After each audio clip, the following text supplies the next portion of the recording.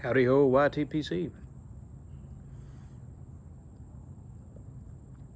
Easy Embers here in the park.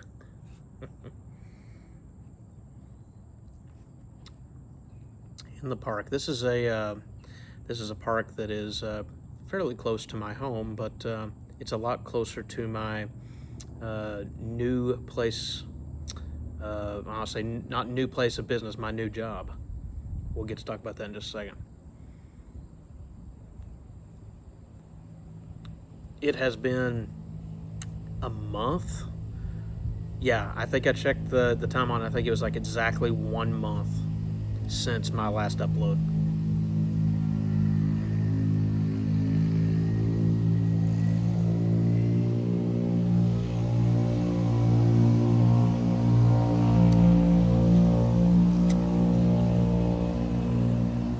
Let some of these cars, motorcycles pass. Smoking my Bing today. I really like this. It's got a sterling silver band to it. I don't know if it has an official, it just says London on it and sterling across the band here, but it's my Bing and I really like it. I'm just using it mostly for Virginias and enjoying in it the blend that I've been hitting hard. I only have a little bit left. I think this is basically like all I have left in here.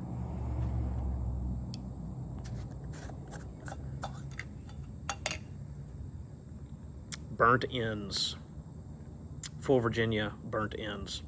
I basically, like, there was a couple of people that went in on a big box of it, and I gave some money in for it so that I could have, like an ounce or half an ounce of it. And I didn't love it the first time I tried it, which would have been like a year ago. It was very moist, very wet, which Gawith and Hogarth tends to be, and I overlook that because I love the flavoring on it. And this one was just, it was difficult to work with. To me, it was in these weird kind of thick flake strips that were uneven, and I mean, it's the burnt ends, it's cut off. Didn't love it, didn't steal my heart. But I let it sit for a year, and I kind of figured out a method of getting it down to where I could smoke it, because I would set the pieces out and it wouldn't dry out much at all. So what I ended up doing was cubing it, kind of cube cutting it. And how many still have some pieces?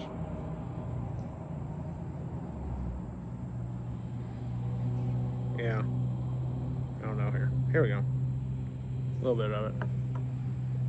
Kind of like it wasn't these long strips that was about that thick or, thicker. And I kind of just cubed it up into some rough cut. Let it sit out in the sun for a bit like I did today. And then split it apart. You still have to kind of split it apart with your fingers. But let me tell you, this summer it's been hitting home. Last summer I was all in on some Old Gowrie. I had a 5-year aged 10 of Old Gowrie, and I was all in on that, and I emptied that tin. And this year, for some reason, the Burnt Ends Full Virginia is smacking home really good. It's so bready. There's almost like a slight touch of like burnt brown sugar in there, but it's so bready. And I'm trying to put my finger on what kind of a bread it is. I have definitely had it before, but it's almost like a slightly over toasted Pop-Tart, like the edges of a Pop-Tart. It's just great. It's a kind of a brown sugary, sort of very dark, or a sweet bread. It's awesome.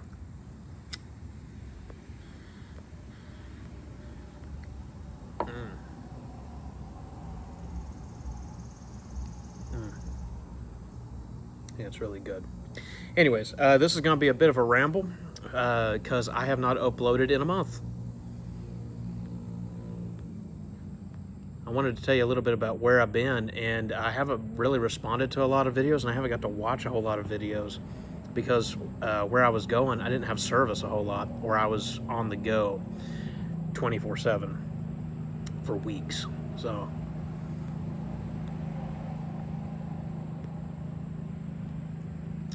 while I'm sitting out here and enjoying this beautiful surroundings here in the woods, thought I'd just recap with you for my own sake as well as for anyone that might be interested. Shortly after the Bad Cat giveaway, I think I actually said in that giveaway, it's like I gotta roll the names, we gotta have the chance, and I gotta send this stuff off because if I wait 1 or 2 days later, life gets crazy. Life got crazy. So basically, I never had more than 2 or 3 days in between the next event, and my entire summer is nearly ate up.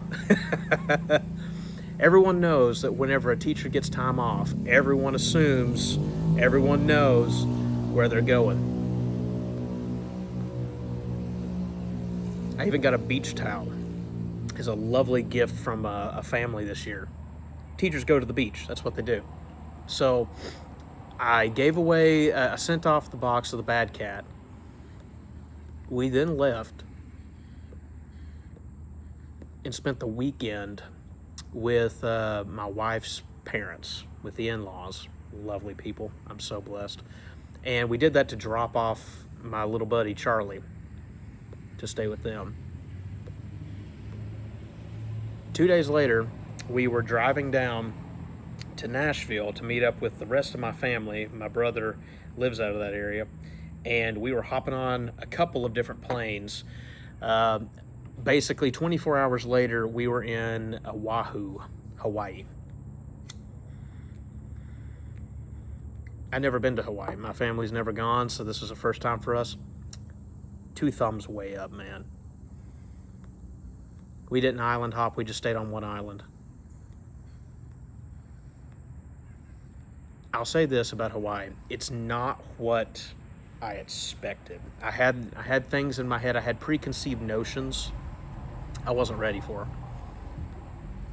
And that is even after hearing stuff from the family that we traveled with that was veterans, ex-military, ex-Air Force.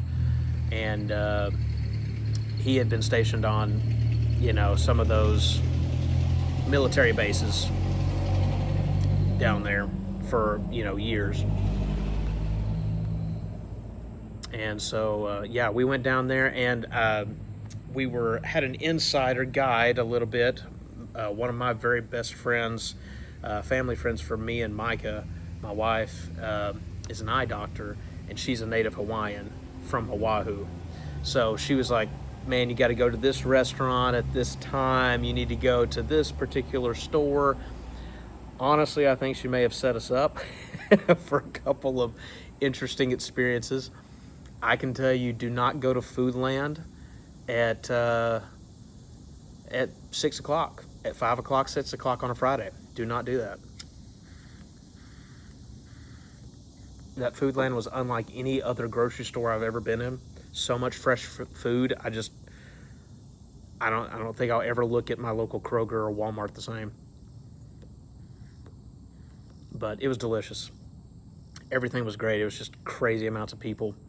And then the beaches are gorgeous. Oh my gosh. If you don't like one beach, just travel, walk a mile or drive a mile in any direction along the road and just pull over on the road somewhere. It's a totally different beach. The water changes colors from like an emerald green to, like a turquoise and a deep blue. Like, it's all different. Some of them have massive waves. Me and my brother were fighting waves that were easy 15 foot tall. It was awesome. I mean, we love floating and trying to survive the waves and bodyboard and everything like that. I was getting my shirt ripped off me. It was massive waves sometimes. And it was fun. It was a lot of fun. The sea life was impeccable. I've never seen water so clear.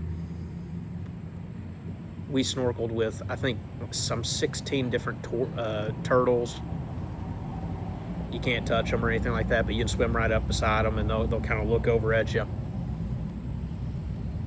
Saw eels poking out of coral, so many fish, just unbelievable. My brother got too close to one fish, and I watched from a distance, about 10 feet away, as that fish just kept going and like pecking him on the finger. He was angry. He wasn't messing with it, he was just swimming by, but it was funny.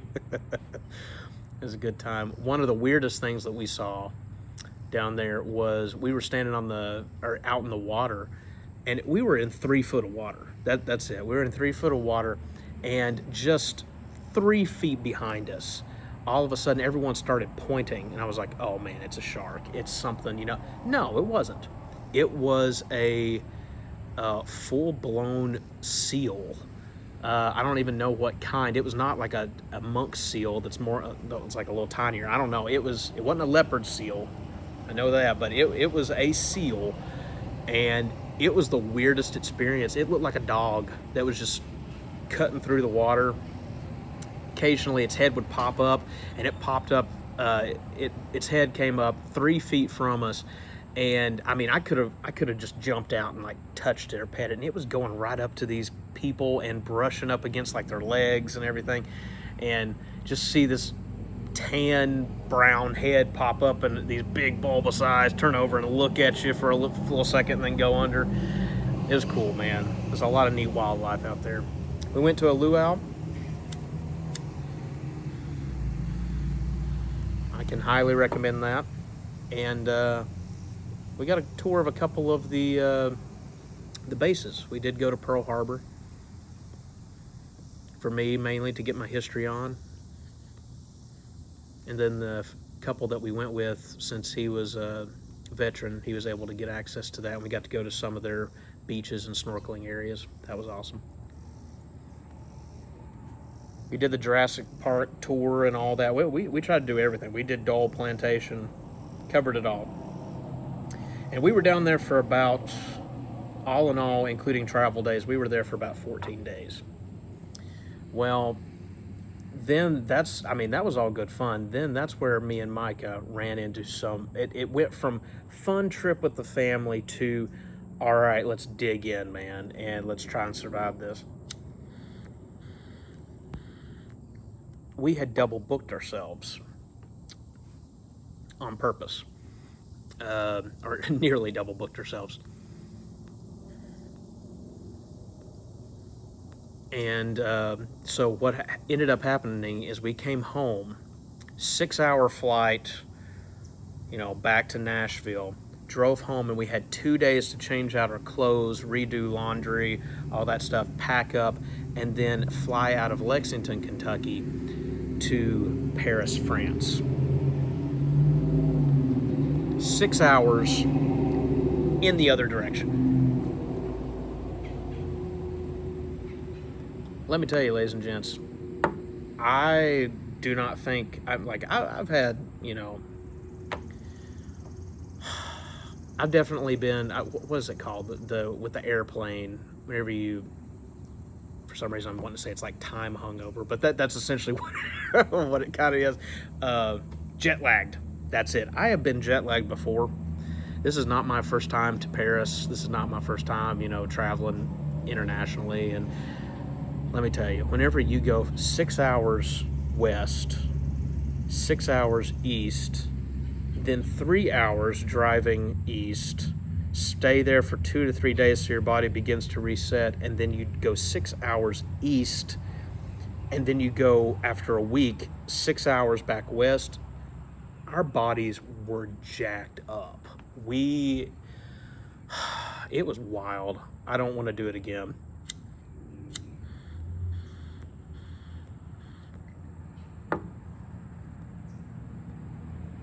So yeah, that was a lot of fun. The wife actually gave up going to Paris with her sister a year ago to marry me. And so I promised her that as soon as, we had the ability and the time to do it. Our first big international trip, I was taking her to Paris. She did not need to miss that. And so I kept my promise. What I did not predict, and what I could not predict, is that we would end up in Paris during the heat stroke time period. I don't know if you all saw it on the news, but if you don't believe me, go back and look, and you can you can find the days and the weeks that we were there. We arrived after like a solid heat round of like high 80s, and for the entire week that we were there, it was 91 to 98 every day. France does not have air conditioning like us. French do not have some of the facilities that we have in Paris. So finding like refilling water bottles, not a big thing over there. Do they put ice in their drinks? Yes, if it is considered an iced drink. Otherwise, no. The answer is no. We were drinking, I think honestly, we were drinking a gallon apiece a day, trying to stay alive, and we were marching. First 2 days in Paris, we tackled Disneyland Paris, because my wife is a super huge Disney fan.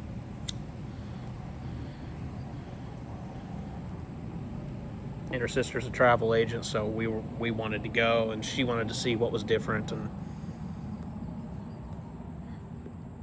it's hot, man. It was hot. You know, temperature was 93, no clouds. And even in the Disney parks, the facilities were a lot easier to find and everything, and it was a lot more accommodating just because it's Disney. But whew, I mean, most of the rides out there, the queues, the waiting queues, are outdoors, and they have no fans. Some of them do not have any coverings on them. It was 91, 93, felt like 98, 99. We were just getting baked in the sun. But still, great time. We had lots of good food.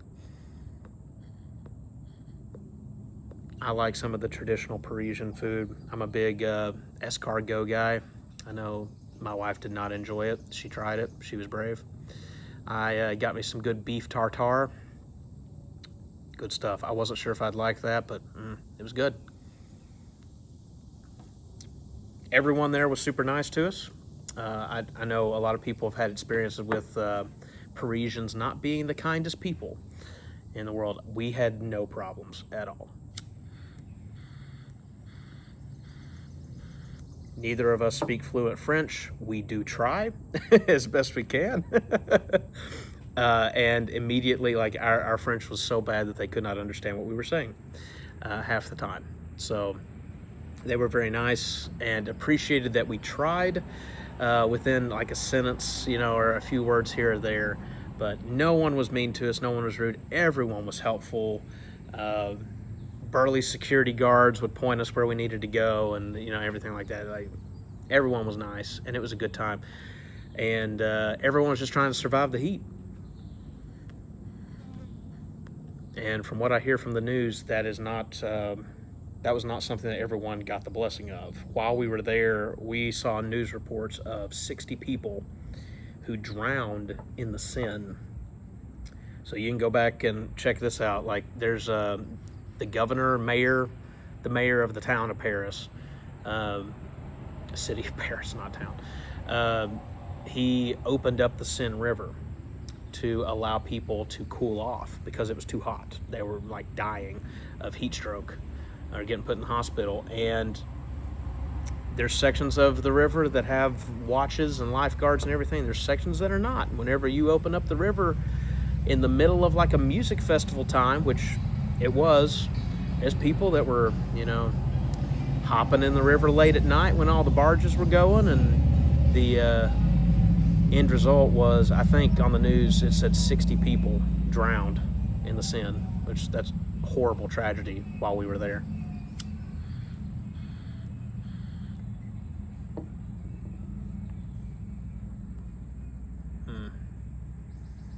Only had one pipe in this month time period.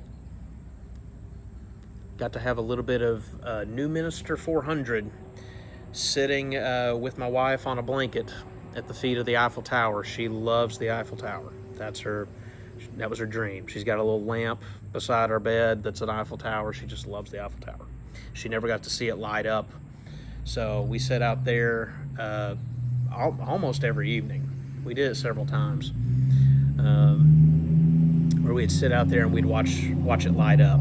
And everyone's kind of sitting around on blankets, and they've got some wine or a drink or something like that. We'd always bring water with us, and we'd sit there and we'd wait until 11 p.m. The sun rises at like 9 there, and then doesn't set till 11, and so it's a long day in the heat of the sun. Yeah.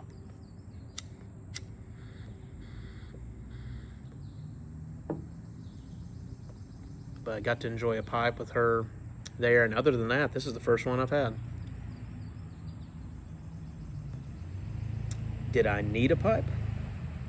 No. Did I miss it? Yes.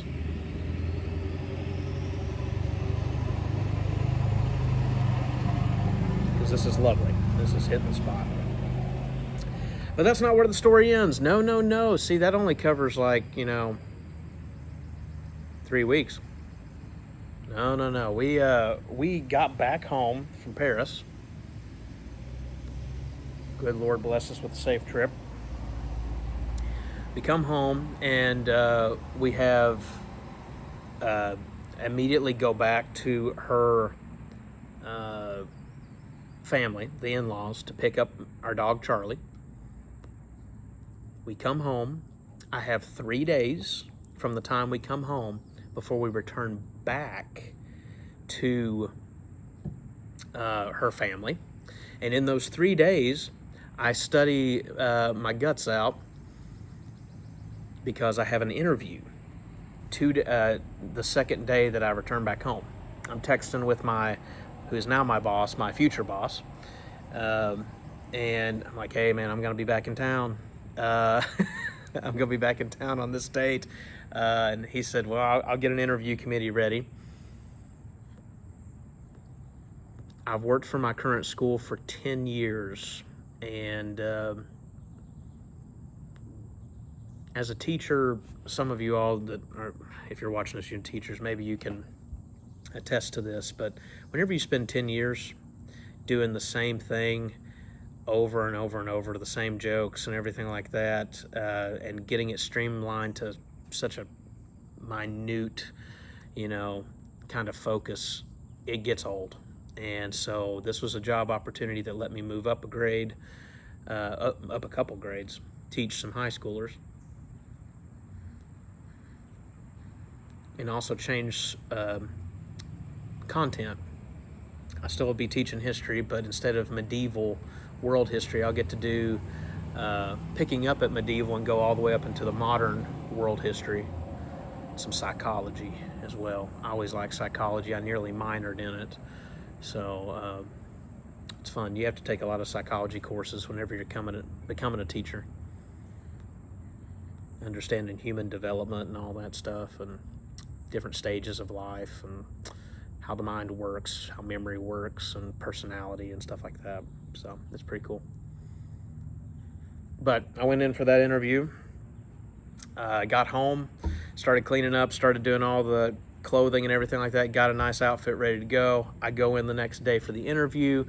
Was blessed with the opportunity to take that job. They actually were super nice about it. I was not expecting them to do what they did, but they offered me the job on the spot, and that was awesome. It feels good to be wanted in a place. That's always great. No matter what you're doing, you want to be wanted. So that's good. I'm looking forward to joining up with them and putting in some good work, helping out some of these people some of these young minds that are ready to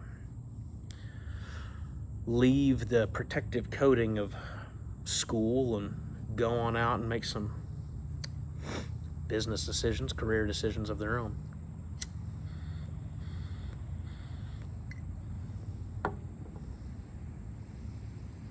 And hope and pray I can do a good job at that. So got that job. That left me one more day, one more day to go and clean out my room from my current working place and talk everything over with my past boss, and kind of let him know, hey, I'm making this move. I'm gonna be putting in my resignation and all that. Parting was good. No ill will or anything like that. They're sad to see me go, and I appreciate that. It lets me know I was at least doing something right, in the 10 years.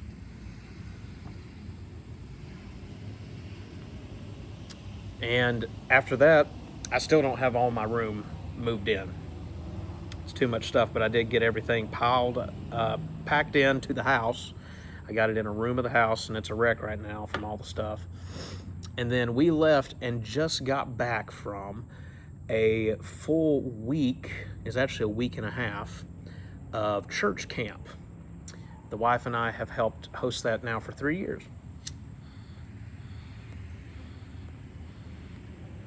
At a place in central Kentucky called Big Reedy Church Camp. Really cool, really neat, great facilities. It was super hot there too. We're averaging 90. It's 91 out today, but it's between 91 and 93, and it feels like 95. So it's hot out there with the kids, but man, had a great time. We always go a few days early to just buy food for all the campers and stock all of the cabins that they have there. Thank goodness they're air conditioned with toilet paper and paper towels and cleaning supplies and all that. And get materials for games and all that. And then first day, just welcoming the campers in, and then you have about 5 days of camp, and then you have 2 days of kind of cleaning everything up and all that. So it's a great time.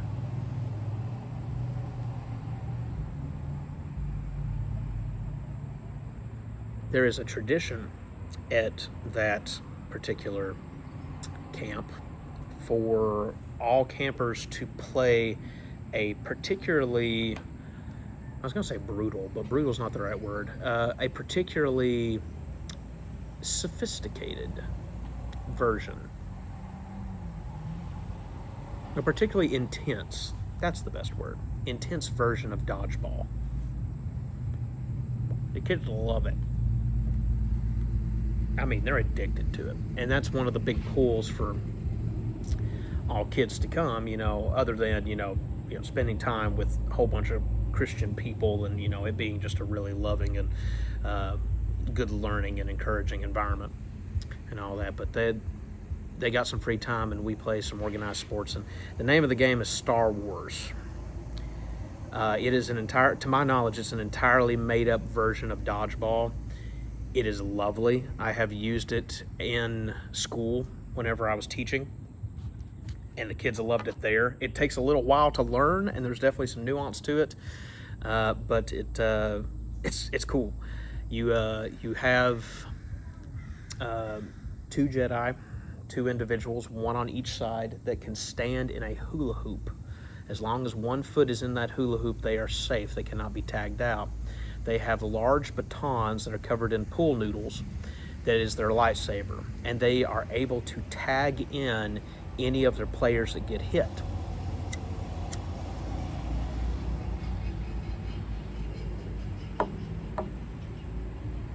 If any part of them or their lightsaber gets hit with the dodgeball, they are out and cannot be revived and come back in. To tag someone back in, you must remove all of your body from the hula hoop. So you have to jump out, tag someone in, and then jump back in, or at least get one foot back in, or the lightsaber back inside the ring, If you are hit with any dodgeball, if you bounce a dodgeball off with another ball, you're still out. Any part of you, anything touching you, gets hit by a dodgeball, you're out. And the way that you're out, you take a knee. You fall down on one knee. Sometimes they'll raise their hand up to let their teammates know they're they're Jedi, that they've been tagged out. You're done with the game unless the Jedi can tag you back in. And from there on out, it's standard dodgeball. You know, you're jumping around, you're running, except for one detail. The beginning of the game is made up of the dodgeballs being split equally amongst each side. So there's no running to the center or anything like that. It's just each side already starts with an equal amount of 10 or 11 dodgeballs.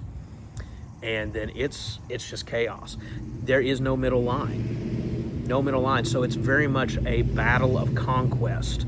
And so you are wanting to get as many of those balls as you can and just fire, and knock down as many people as you can to force the enemy's Jedi to run out of the ring and try to make a quick dodge and tag them. And you are hoping to draw them out and hit them with a dodgeball whenever they're out trying to get their guy back in.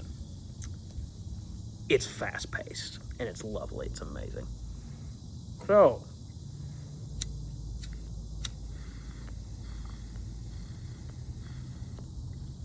I've rambled for a really long time. I'm going to sit here and do a Bible lesson. I've got my Bible materials here. I'm going to be teaching class at our local church for probably the next 2 Sundays, because that'll be the next 2 I'm done. I actually go back to work, start school. We'll have PDs next week. This week I'm keeping the niece and nephew at our house, and that's where they are right now, and that's why I'm here at the park. Just not to have this around them, you know, and have a relaxing moment from some of the noise.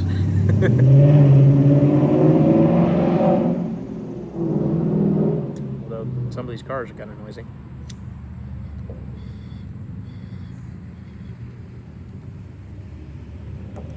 I've been going for a long time here, and I don't want to keep you too much longer. Last thing I'll say is Ohio Pipe Show. I mentioned it to my wife. We also have a family reunion that same weekend.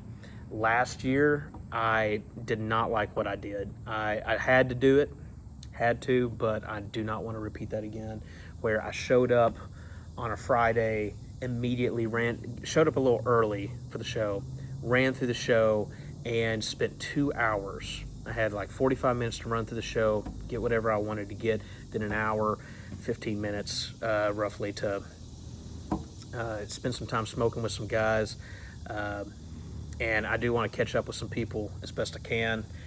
And then I had to leave, and I had to go because I had family stuff I needed to take care of.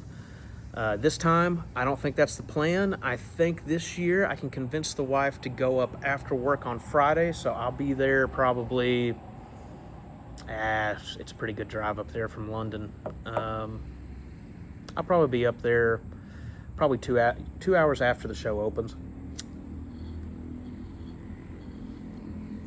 On Friday night, I'll miss the slow smoke, which is always fun to watch, but I'll get up there about 2 hours after it opens, and then I may be able to convince the wife to spend the night, so we'll stay there hopefully a good long amount of time and into the evening, and then the next morning hopefully get to stick around early in the morning hours, maybe take another swipe through the show, and then we'll leave from there and go to the family reunion on Saturday. One of these days I'm going to stick around for the entire raffle, but I don't think it's going to be this year. But anyways, hope to see you guys there. Anybody and everybody that can, please come up and say hey. I'll probably post another little video leading up to it because it's still about 2 weeks away, but plans are to make it. Thanks for watching this. I appreciate it. I'm not gone. I'm not dead. It's just been a month, and I've been traveling, and a lot of things have changed, and there's a lot of stuff. So I'm glad to be back, glad to be enjoying a pipe, and appreciate you guys, and I hope you're doing well as well. I will see you next time. I'm wearing glasses, so just remember I wink. See you on the next one.